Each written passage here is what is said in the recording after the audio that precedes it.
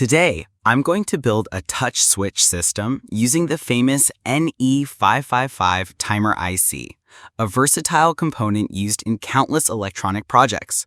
First, I carefully straighten all the pins of the IC to prepare it for soldering.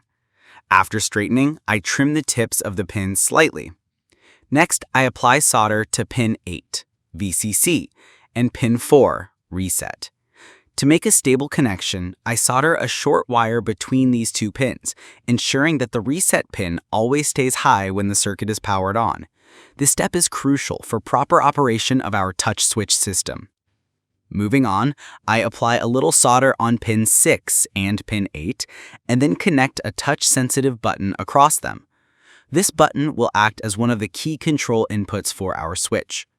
Now I place solder on pin 1, ground, and pin 2, trigger, and connect another touch button between them.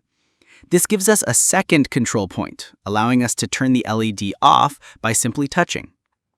For output, I take a 680 ohm resistor and solder it to pin 3, output of the IC. This resistor will limit the current flowing into our LED, preventing it from burning out. Here comes the LED.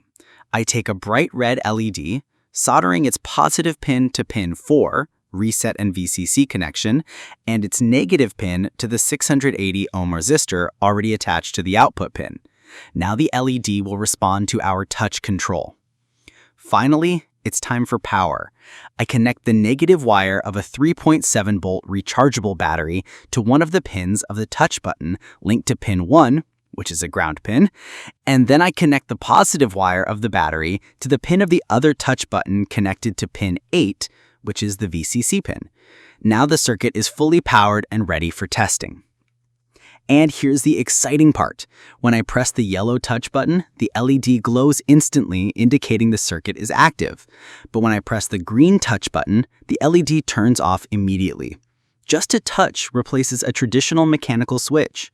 This circuit works because the NE555 timer IC detects tiny voltage changes when the touch buttons are pressed. The IC then drives the output pin high or low, which controls the LED. It's a simple yet brilliant application of the 555 IC's versatility.